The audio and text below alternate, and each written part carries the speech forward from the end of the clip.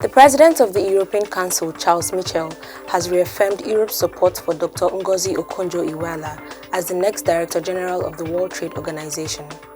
Hi, welcome to What's Happening. These are the top 10 stories now. At number 10, 4 bodies believed to be residents who fell for fear of being arrested by security personnel during last week's lootings have been discovered in Laminga Dam. The house of the former Speaker of the House of Representatives, Yakubu Dogara in Jos, was burgled on Sunday morning by residents who carted away valuable items. On the same day, Jos residents defied the 24-hour curfew imposed in the state and broke into the warehouse located at the Dongonduse area of Jos North Local Government area. The acting head of public relations at Jos University Teaching Hospital, Omini Bridget, confirmed that 4 corpses who were discovered from the dam were brought to the hospital. But sources in the Laminga area told Daily Trust that the dead bodies discovered so far were 8, adding that some of the corpses had been taken to other hospitals.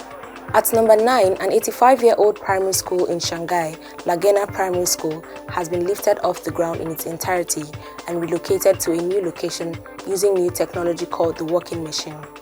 According to the Chief Technical Supervisor of the project, Lan Wuji, in order to preserve historic structures, engineers in the city attached nearly 200 mobile supports under the 5-story building, which alternately rises up and down, imitating the human stride. The school was moved in order to make space for a new commercial and office complex, which will be completed by 2023. At number 8, the President of the Confederation of African Football, Mr. Ahmad Ahmad, has tested positive for COVID-19. A statement on the website of the Continental Football Governing Body on Friday says, the President, after his arrival to Cairo on October 28th, exhibited mild flu symptoms and submitted to the COVID-19 protocol. Today, the test results are positive and the President will immediately self-isolate for at least the next 14 days at his hotel. All those who have come into contact with Ahmad over the past 7 days, especially during his trip to Morocco for the Confederation Cup, have been informed and requested to take the necessary measures.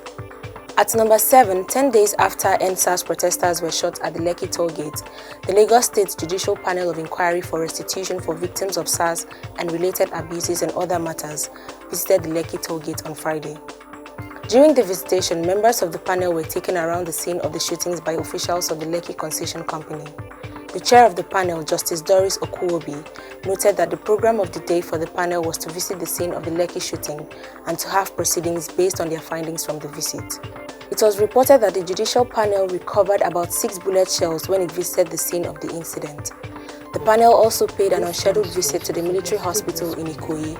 After an initial resistance by the soldiers for about 30 minutes, the panel members were allowed on the hospital premises. At number 6, the governor of Plateau State, Simon Lalong, has said that public and private properties valued at about 75 billion naira were lost to looters in Plateau State in the aftermath of the NSAS protest.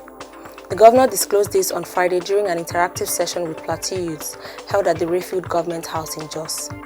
He said the amount was arrived at by experts after a preliminary evaluation of the level of destruction and looting of public and private properties in the state.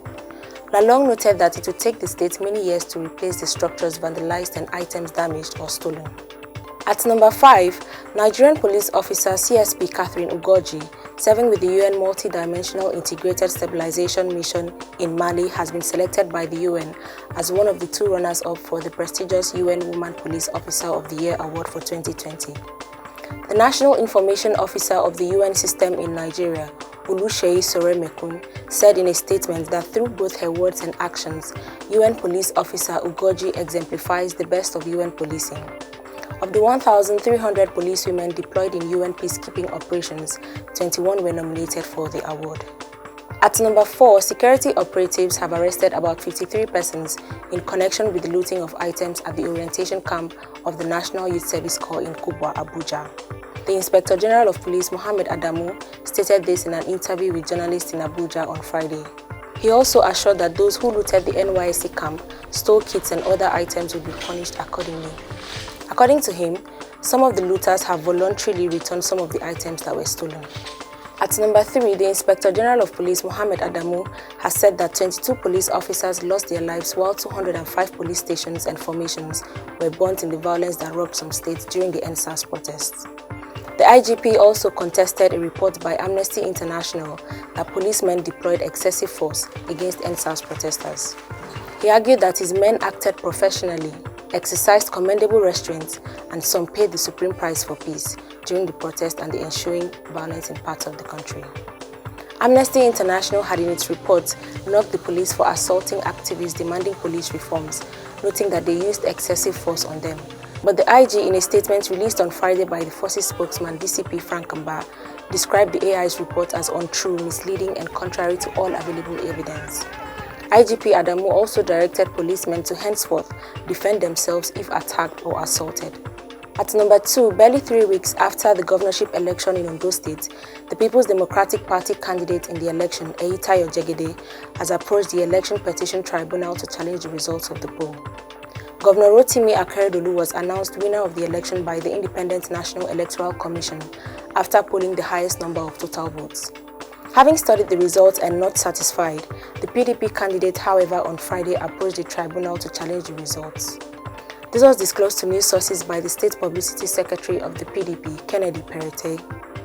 Jegede is challenging the election on 4 grounds, which include that the election was marred by irregularities, violence, and intimidation.